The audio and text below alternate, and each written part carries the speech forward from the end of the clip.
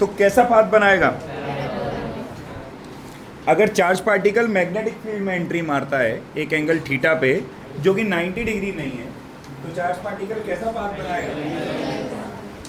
अगर charge particle फिर से मैग्नेटिक फील्ड में एंट्री मारता है और इस बार उसके एंट्री मारने का एंगल 90 डिग्री अगर एग्जैक्ट है, तो कैसा सर्कुलर पाथ बनाएगा, है ना? कैसा पाथ बनाएगा? सर्कुलर पाथ बनाएगा। तो फोर्स की जो वैल्यू है वो क्यू बी साइन थीटा आएगी और फोर्स की जो डायरेक्शन है वो एफ वेक्टर बराबर क्यू ब्रैकेट में v vector cross b vector से निकलेगी। अरे यार खाना तो बोलो, वी क्रॉस बी से उसकी क्या निकल जाएगी भैया? डायरेक्शन। वी क्रॉस बी से क्या निकल जाएगी? डायरेक्शन। अच्छा, तो रेडियस का फॉर्मूला क्या होगा? एम वी अपॉन, अभी तो याद किया था, बोलते क्यों नहीं? रेडियस का formula M V upon, velocity का formula Q B R upon में, ओमेगा का फॉर्मूला, फ्रीक्वेंसी का फॉर्मूला p/2 है। ठीक है, सब कुछ याद हो गया? बहुत बढ़िया। आओ, तो ये सब हम लोगों ने पढ़ लिया था। आखिरी क्लास उस दिन जो है हमारी थी, हमने इसके क्वेश्चन नहीं किए। आज पहले इसको रीइंफोर्स करने के लिए इसके क्वेश्चन करेंगे, फिर अगले टॉपिक पे आगे बढ़ेंगे। ठीक है, जैसे सवाल है सीबीएसई फॉरेन 2012 में पूछा गया क्वेश्चन है। कहता है एक पार्टिकल है जिसका चार्ज है q, मास है m, मूव कर रहा है v वेलोसिटी से। It is subjected to a uniform magnetic field b directed perpendicular to its velocity. कहता है show that it describes a circular path. कहता है साबित करो कि सर्कुलर पाथ बनाता है। कैसे साबित करोगे? मैंने लास्ट क्लास में साबित किया था कि वेलोसिटी के दो कंपोनेंट बनेंगे। आना बोल, एक कंपोनेंट ये, एक कंपोनेंट ये वेलोसिटी है, ये एंगल थीटा है, तो ये वाला कंपोनेंट बनेगा v cos थीटा और ये कंपोनेंट बनेगा। तो अगर मैं थीटा को 90 डिग्री ले लूं बेटा, तो v cos थीटा क्या हो जाएगा? 0। v cos थीटा क्या हो जाएगा? 0। अगर v cos थीटा 0 हो गया तो सिर्फ एक कंपोनेंट काम करेगा, वो कौन सा होगा? v sin theta. और ये कैसे एक्ट कर रहा है? परपेंडिकुलर। कैसे एक्ट कर रहा है? और under perpendicular force the path described is always circular. The path described is always circular. फिर ये कहता है right the expression for radius. कहता है रेडियस के लिए एक्सप्रेशन भी लिखिए। तो रेडियस का फॉर्मूला क्या होना चाहिए? एम वी अपॉन में वी क्यू। सिर्फ लिखने को बोल रहा है, डेरिवेशन को नहीं बोल रहा है। तो रेडियस का फॉर्मूला क्या होना चाहिए? एम वी अपॉन में। बोलो क्लियर है भाई? अगला सवाल,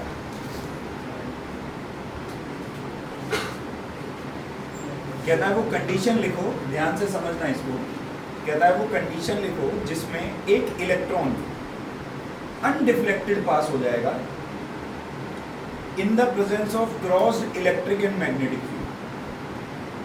खाली मैग्नेटिक फील्ड होता और इलेक्ट्रॉन को अनडिफ्लेक्टेड पास कराना था तो थीटा 0 डिग्री होता, क्योंकि फोर्स का फॉर्मूला होता q b v sine theta. Theta 0 degree तो फोर्स 0। लेकिन यहाँ पे दोनों फील्ड मौजूद हैं, इलेक्ट्रिक फील्ड भी और।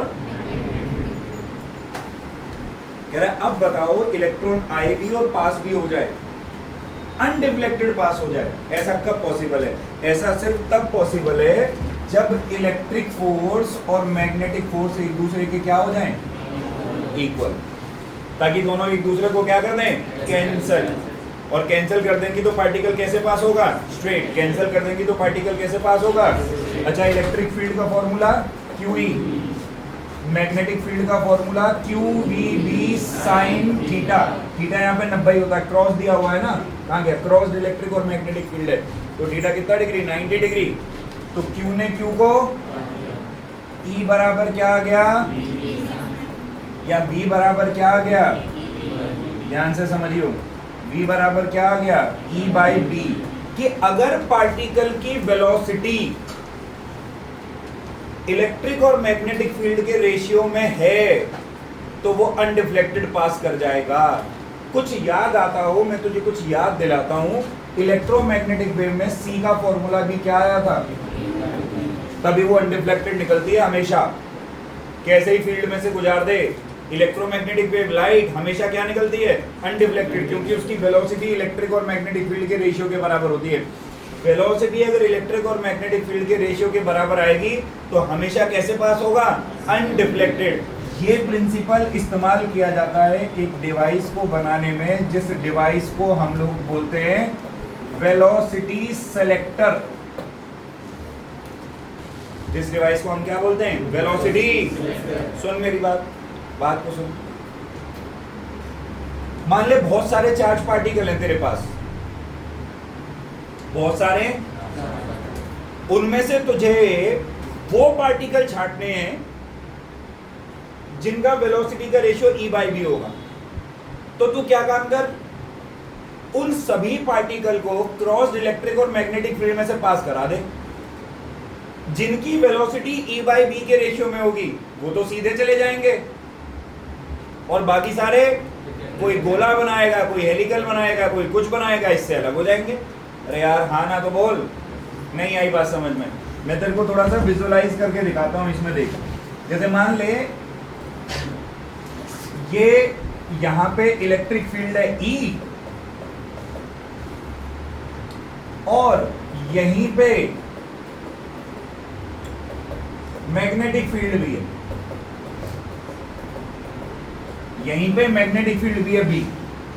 अब मान ले बहुत सारे चार्ज पार्टिकल हैं यहाँ पे, कई सारे, टिंग टिंग टिंग टिंग टिंग टिंग टिंग टिंग टिंग टिंग टिंग टिंग।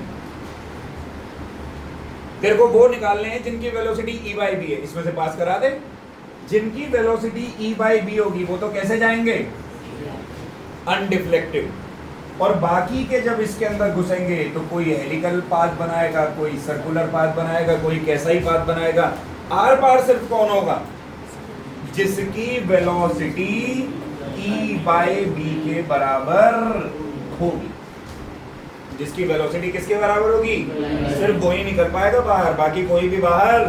इसी डिवाइस को बोला जाता है वेलोसिटी सेलेक्टर। हो सकता है एक नंबर वाइवा में पूछ ले तुझसे कि बता वेलोसिटी सेलेक्टर क्या है, तो इस डिवाइस को क्या बोला जाता है? Velocity selector. बात पल्ले पड़ी भाई? वापस आ जा नीचे वाले क्वेश्चन को पढ़, क्वेश्चन नंबर 3 को। दो पार्टिकल हैं A और B, मास है m और 2m, चार्ज है q और 2q। कहता है दोनों ही पार्टिकल मूव कर रहे हैं वेलोसिटी v1 और v2 से respectively in the same direction, same magnetic field में एंटर करते हैं, normally to their direction of motion. तो मतलब कितने डिग्री पे एंट्री मारी है? नॉर्मली का मतलब क्या है? अरे नॉर्मली का मतलब क्या है? कितने डिग्री पे एंट्री मारी है? 90 डिग्री पे। मैथ में नॉर्मल का मतलब होता है 90 डिग्री। कहता है अगर जो फोर्स लग रही है उसका रेशियो 1:2 है, तो कहता है वेलोसिटी का रेशियो निकाल। किसका रेशियो निकाल? अच्छा एक बात बता, क्या फोर्स का फॉर्मूला मैग्नेटिक फील्ड में होता है QVB sin थीटा? अरे यार यही तो होता है। थीटा दोनों के लिए कितना डिग्री है? तो फोर्स बराबर क्या हो जाएगा? QVB। दोनों सेम ही मैग्नेटिक फील्ड में एंट्री मार रहे हैं, तो ये भी क्या हो जाएगा? सेम। यानी कि फोर्स बराबर क्या हो गया? QV। अब देखियो वेलोसिटी का रेशियो निकालना है हमको। मास भी दे रखा और चार्ज भी दे रखा।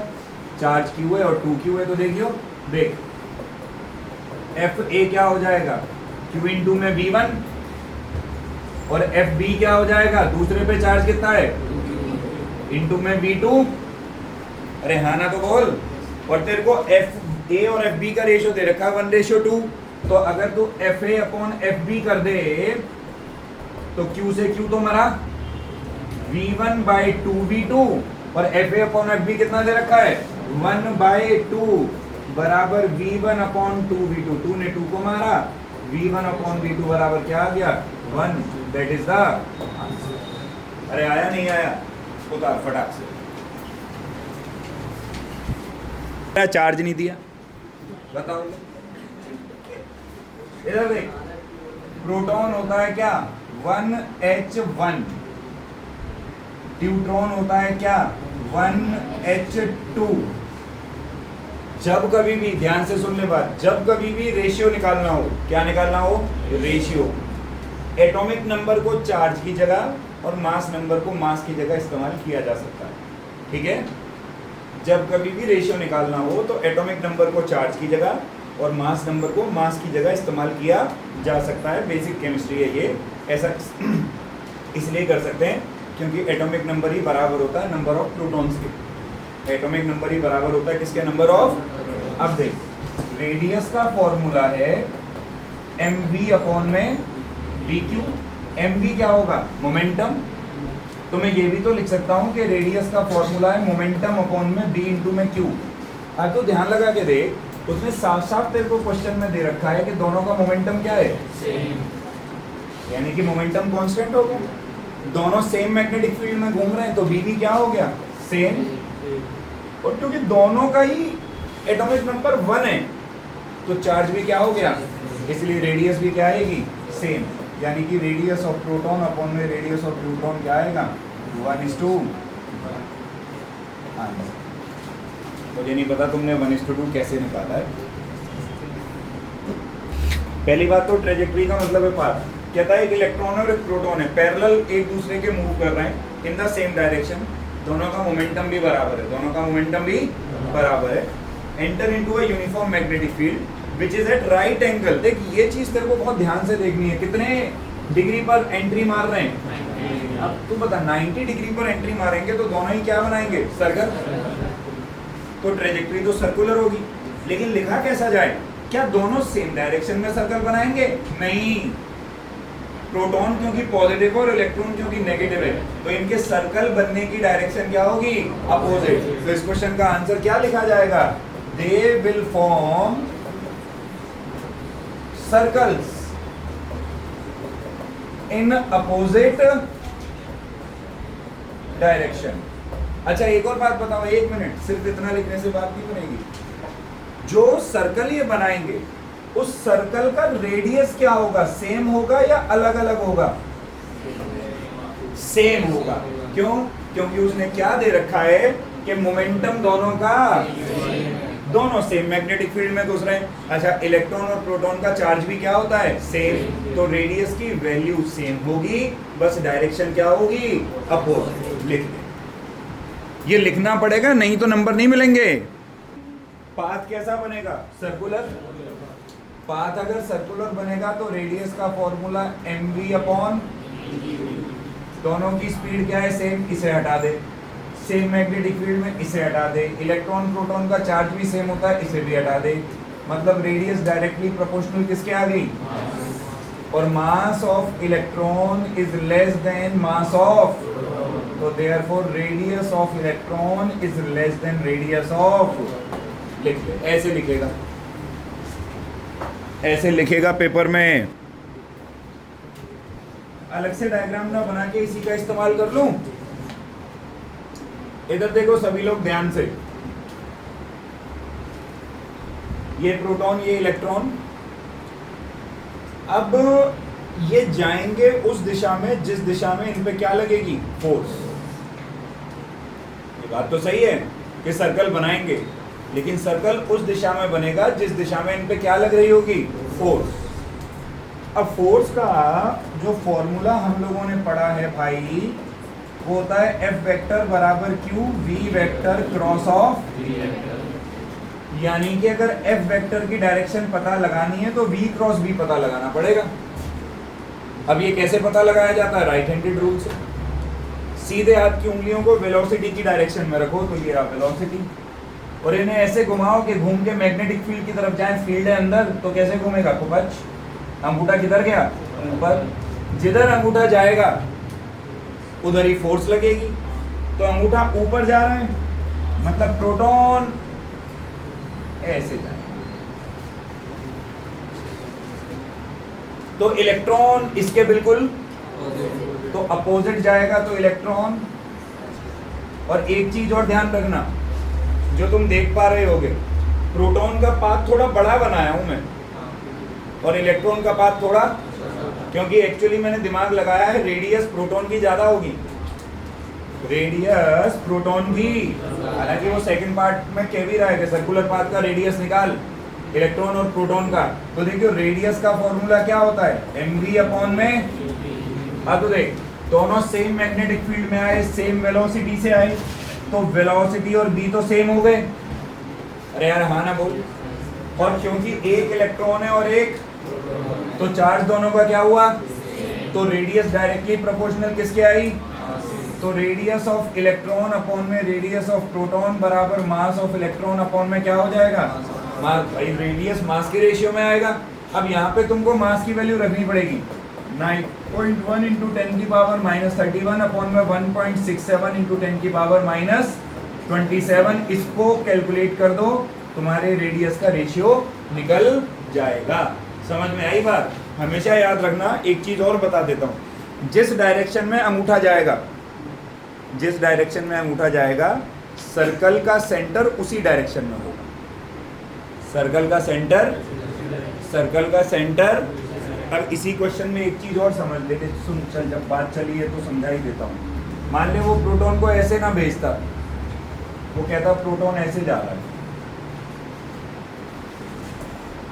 अब थोड़ा टेढ़ा हो गया। अच्छा एक बात बताना बुद्धिहीन लोगों, सॉरी बुद्धिमान लोगों, अगर ऐसे जा रहा है प्रोटॉन तो एंगल कितना डिग्री बन रहा है? क्या 90 डिग्री बन रहा है? यही तुम्हारे में अकल की घोर कमी है। एंगल अब भी 90 डिग्री है। मैग्नेटिक फील्ड किधर है? पेन दियो भाई, भाई पेन दियो। इधर देखो, मैग्नेटिक फील्ड अंदर को है, अभी भी एंगल 90 है, अभी भी 90 है, अभी भी 90 है। एंगल अभी भी कितना डिग्री है? तो रास्ता अभी भी कैसा बनेगा? अंतर हो जाएगा। अब जब ऐसे लगाऊंगा, देखो बस, तो अंगूठा किधर जा रहा है? इधर। तो सर्कल का सेंटर किधर आएगा? तो इसको इसमें एंट्री मारते ही ऐसे बाहर लेके आना पड़ेगा, ऐसे बनेगा ये, कहीं इस तरफ इसका सेंटर होगा, ऐसा सर्कल बनेगा। बात समझ में आई? तो दिशा भी बदल के दे सकता है, कोई बड़ी बात नहीं है।